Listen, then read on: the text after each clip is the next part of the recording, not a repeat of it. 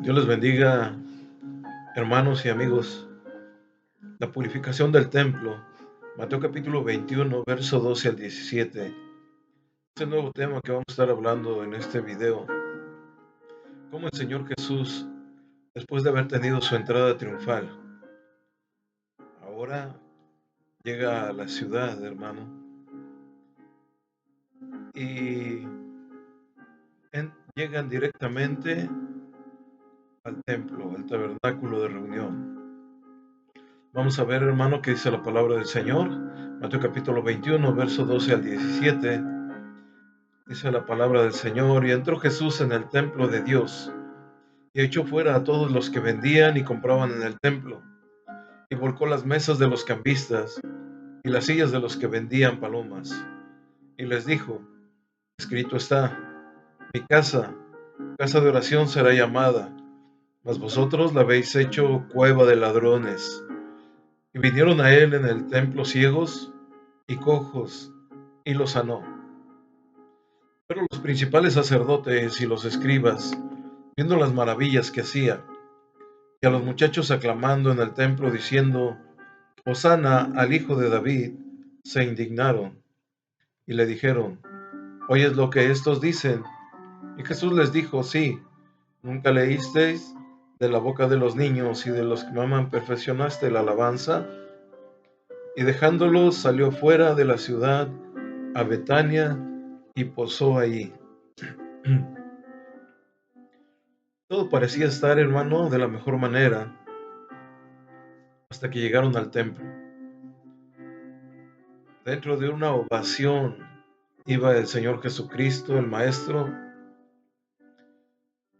pero al llegar al templo, hermano, se encontró con un panorama muy diferente al que iba envuelto el Mesías. Después que realizó lo que llamamos la entrada triunfal, se dirige al templo de Jerusalén, lo cual, hermano, nos sugiere que se trata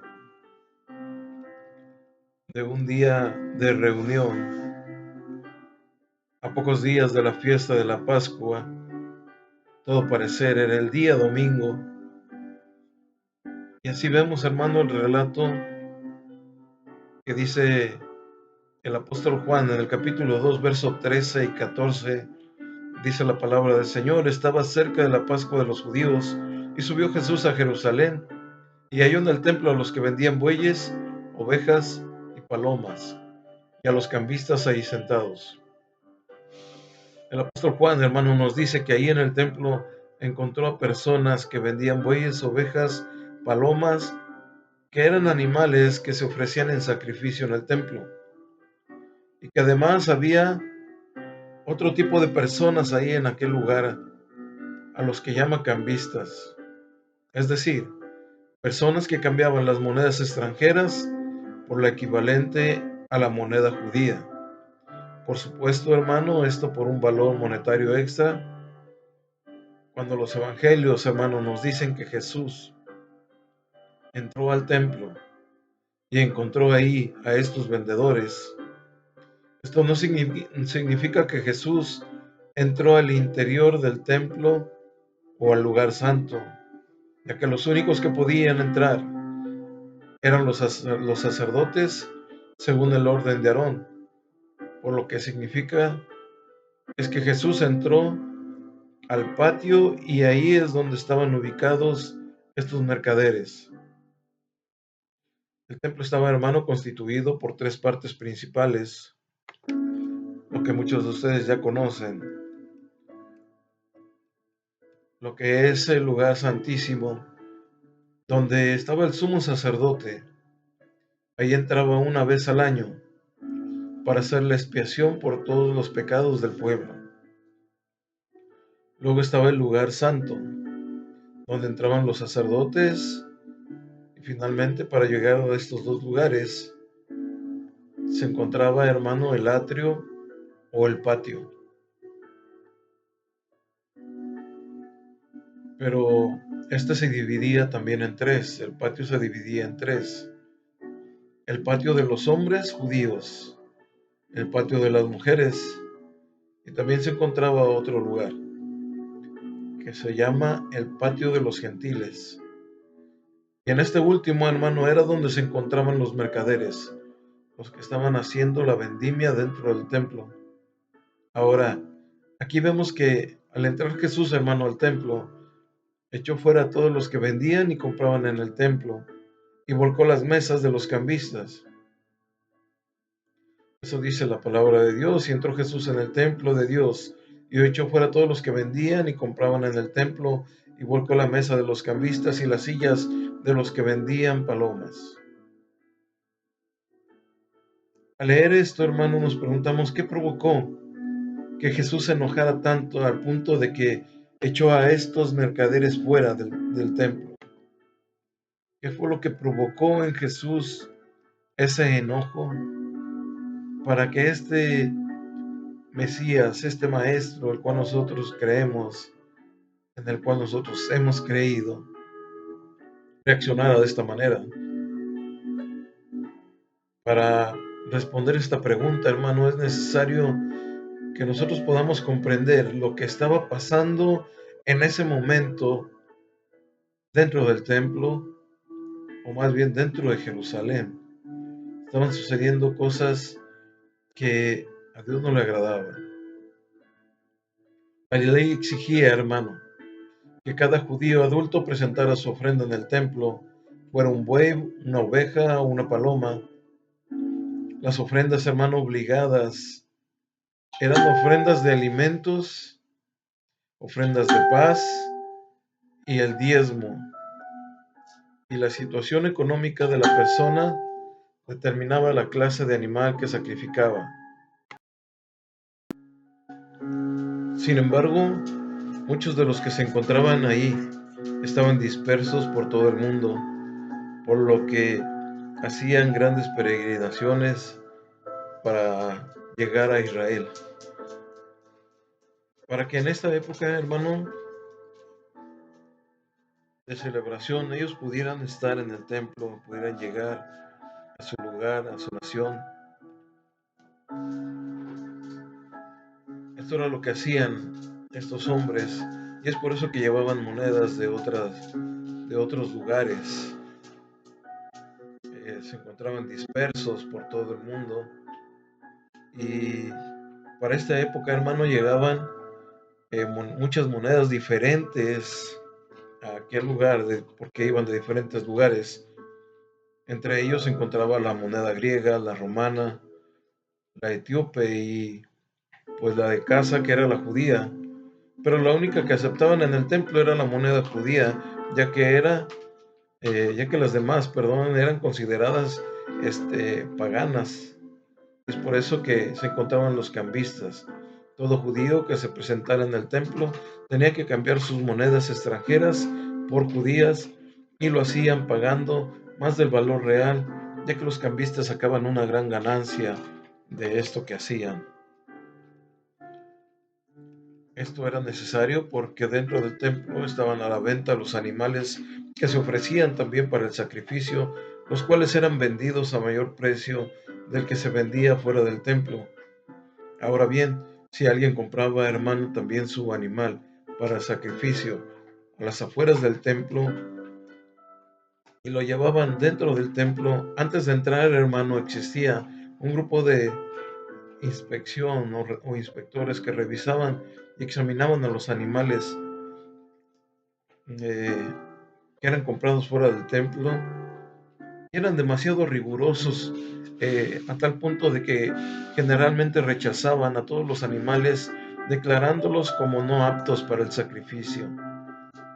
Por lo que el judío, hermano, no tenía muchas posibilidades de que aceptaran su animal para el sacrificio, y no le quedaba, hermano, otra salida más que comprar de los que estaban vendiendo dentro del templo y ser estafados, hermano, en esas compras.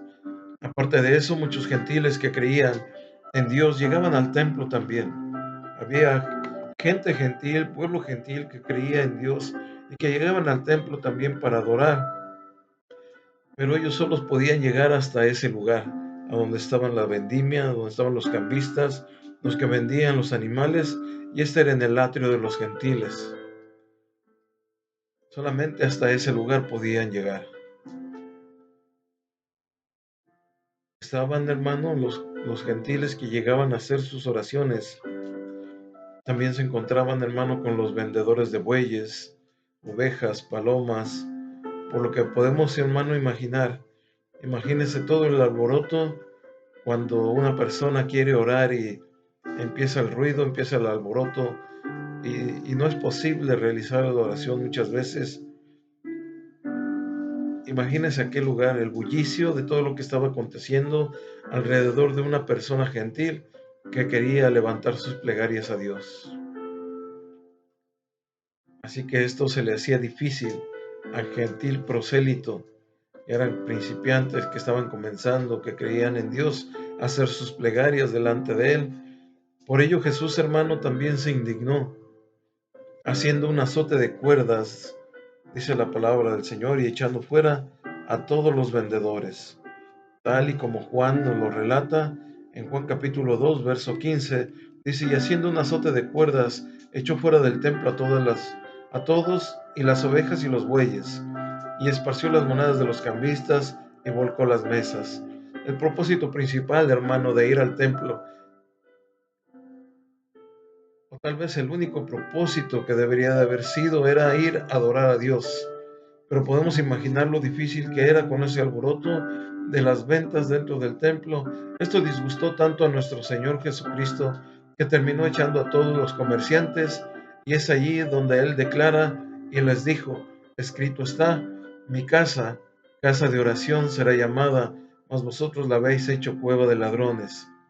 Aquí Jesús cita una combinación de dos pasajes bíblicos del Antiguo Testamento. En primer lugar, hermano, hace referencia a aquel texto donde se promete que su casa sería llamada casa de oración. En Isaías capítulo 56, verso 7 dice, yo los llevaré a mi santo monte y los recrearé en mi casa de oración. Sus holocaustos y sus sacrificios serán aceptos sobre mi altar, porque mi casa será llamada casa de oración para todos los pueblos. Esta es la primera referencia que hace el Señor Jesucristo. Y la segunda referencia también se le atribuye al texto de Jeremías capítulo 7, verso 11, donde dice, es cueva de ladrones delante de vosotros, ojos de esta casa sobre la cual es invocado mi nombre. Y aquí que también yo lo veo, dice Jehová. En el libro de Juan, hermano, nos dice que todo esto que el Señor realizó, hermano, les recordó las palabras que están en las Escrituras, y se acordaron sus discípulos que estaba escrito, hermano. La palabra del Señor dice que el celo de su casa me consume. Esto se encuentra específicamente en el libro de los Salmos, porque me consumió el celo de tu casa. Salmo 69, verso 9. Por tanto, podemos ver, hermano, el cumplimiento profético en los hechos que están ocurriendo, en lo que estamos narrando en estos momentos.